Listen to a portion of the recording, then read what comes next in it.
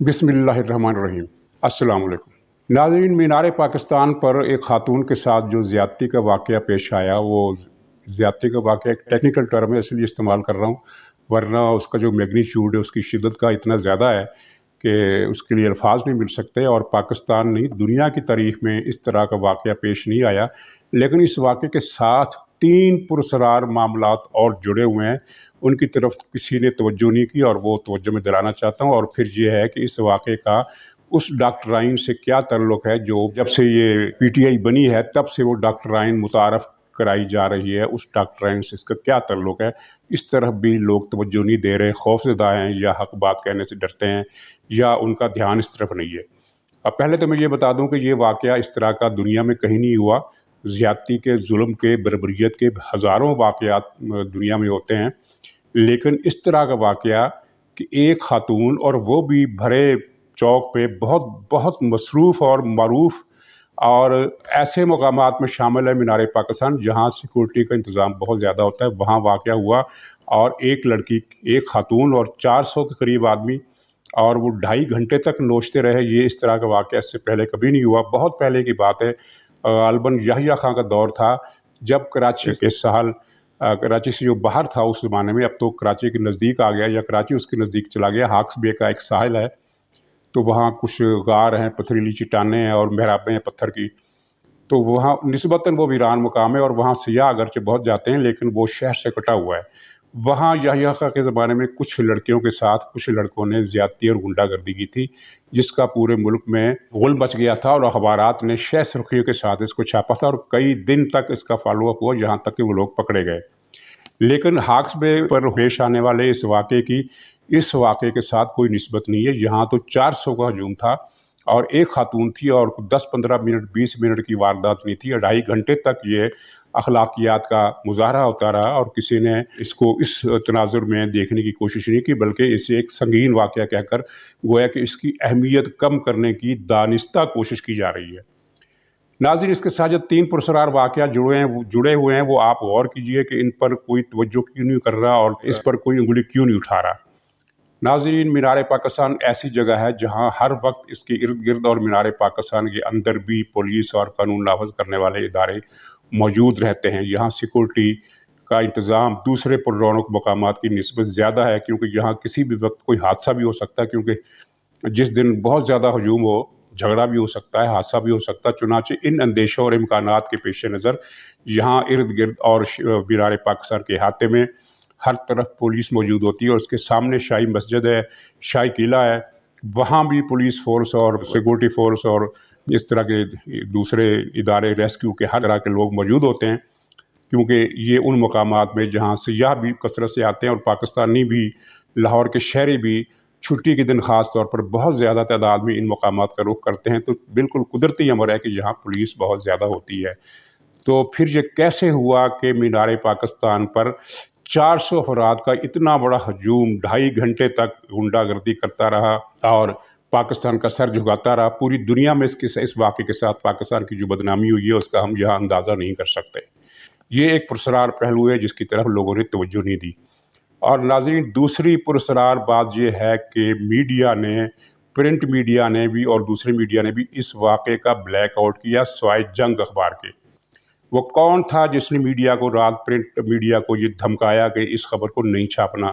चुनांचे आपने आज कल के अखबारात आप देख लीजिए कि रोज़नामा दुनिया ने खबर का ब्लैक आउट किया है।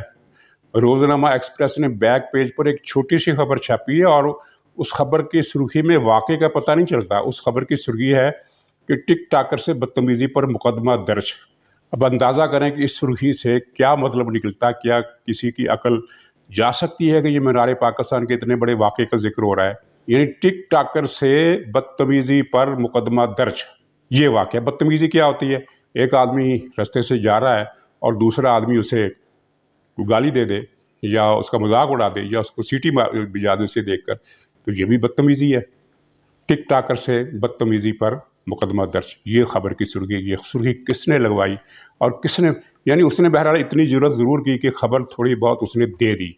बाकी अखबारात ने बाइकाट किया, सिर्फ जंग अखबार ने एक जुर्रत का मुजाहरा किया और फ्रंट पेज पर इसको 3 कालम छापा अगरचे ये मेरिट में 3 कॉलम की खबर नहीं थी, ये लीड की खबर थी, यानी शह सुर्खी जिसे मेन हेडिंग कहते हैं अखबार की ज़बान में।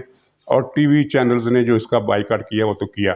जंग अखबार की इस ज़रूरत के बाद सोशल मीडिया ने इस मसले को उठाया, और सोशल मीडिया का मसला उठाने के बाद फिर ये कौमी इवेंट बन गया। अब इसे छुपाना या दबाना मुमकिन नहीं रहा, अगरचे इसे किसी और तरीके से खुले लाइन लगाने की कोशिश की जाएगी, ज़रूर की जाएगी। जो लोग सानिया साहिवाल के मुजरिमों को बचा सकते हैं वो इस वाक़े को मंतकी अंजाम पर कैसे पहुँचाएँगे। नाज़रीन, तीसरी पुरसरार बात ये हुई कि ये वाक़या होने के फ़ौरन बाद जब ये लाइमलाइट में आया और सोशल मीडिया ने इस पर शोर मचाया, तो पीटीआई के हामी टीवी मेज़बान और ब्लॉगर और सोशल मीडिया पर एक्टिविस्ट जो पीटीआई से ताल्लुक़ रखते हैं, ये तीनों ये सरगर्म हो गए और इन्होंने इस तरह के ट्वीट जारी किए और इस तरह के प्रोग्राम किए, इस तरह के ब्लॉग किए कि इस लड़की के साथ जो हुआ वो होना चाहिए था। इस वाक़े की ज़िम्मेदार ये लड़की है। ये लड़की क्यों गई थी मीनार पाकिस्तान? इसने वहाँ जाकर सेल्फियाँ क्यों बनाई? पहले तो आप सेल्फ़ी बनाने पर पाबंदी डिक्लेयर करें, उसके बाद फिर ये लड़की पर, इस खातून पर एतराज़ उठाएं कि उसने सेल्फ़ी क्यों बनाई। अगर सेल्फ़ी बनाना जुर्म नहीं है तो इस खातून की मज़म्मत का क्या मतलब है?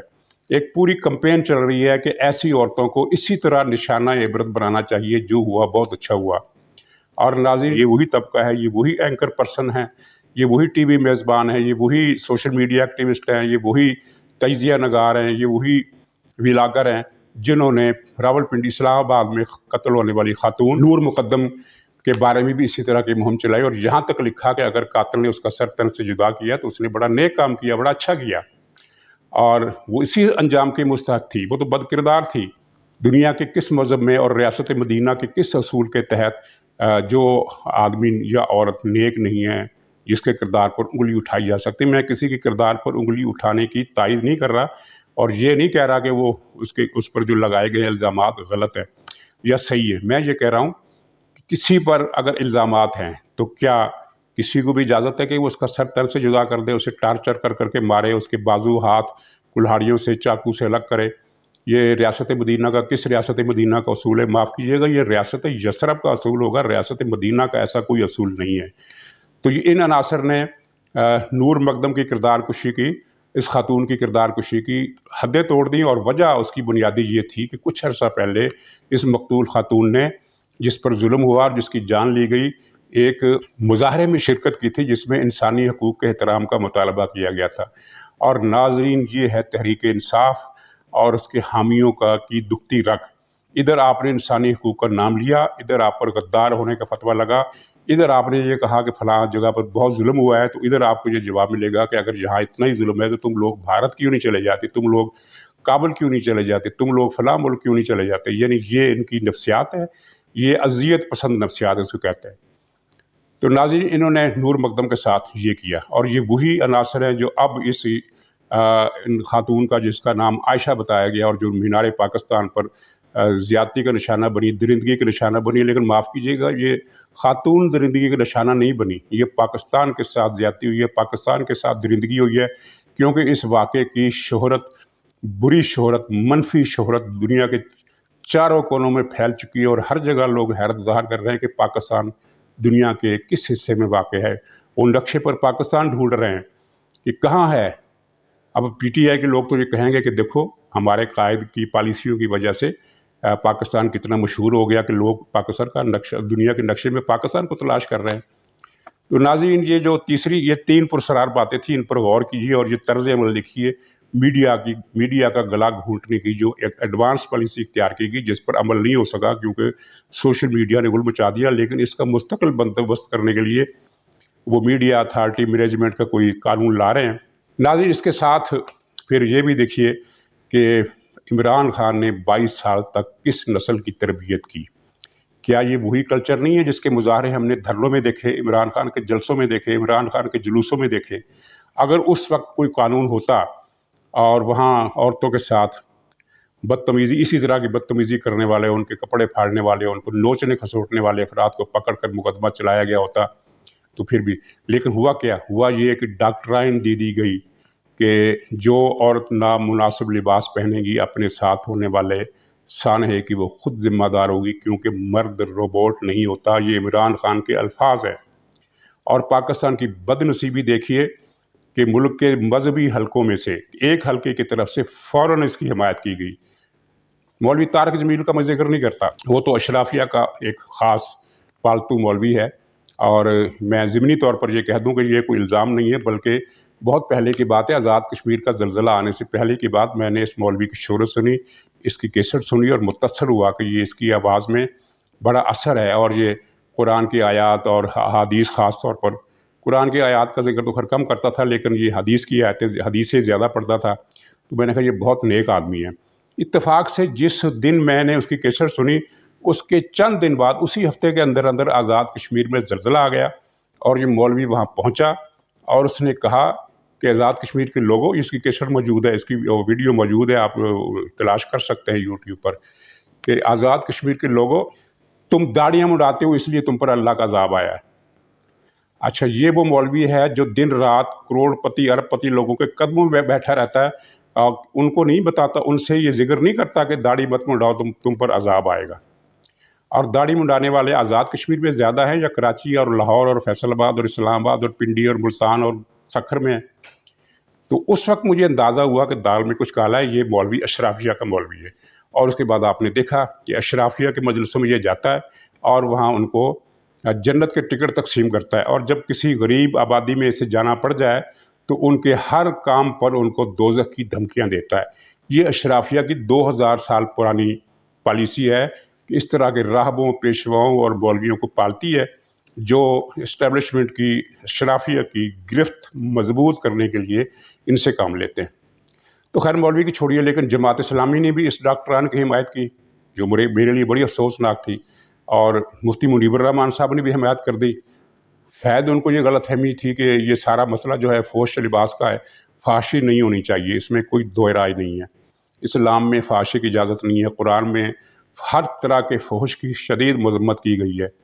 लेकिन ये पाकिस्तान में जो औरतें कत्ल हो रही हैं दिन रात, और कल ही परसों की रिपोर्ट आपने देखी होगी कि पाकिस्तान में औरतों और बच्चों के अगवा और उनसे ज़्यादती और दरिंदगी और उनके कत्ल के वाक़यात में कई 100% इजाफा हो गया है। तो क्या ये सारे वाक़यात फाशी की बुनियाद पर हो रहे हैं? क्या ये सारे वाक़यात नामुनासिब लिबास की वजह से हो रहे हैं? यानी इमरान डॉक्टराइन को इन हज़रात ने तक़वियत दी, और जब लोगों को एक मरतबा ये पता चल गया कि किसी औरत के साथ अगर आप रेप करेंगे तो ज़िम्मेदार वो औरत होगी, तो फिर इस तरह का मजमा जो है वो शेर नहीं होगा तो क्या होगा? नाज़रीन, 22 साल तक ये फसल उगाई गई है, जिसका खमियाजा, जिसका नतीजा हमने जिसका कल देखा मीनार पाकिस्तान पर, यौम आज़ादी पर।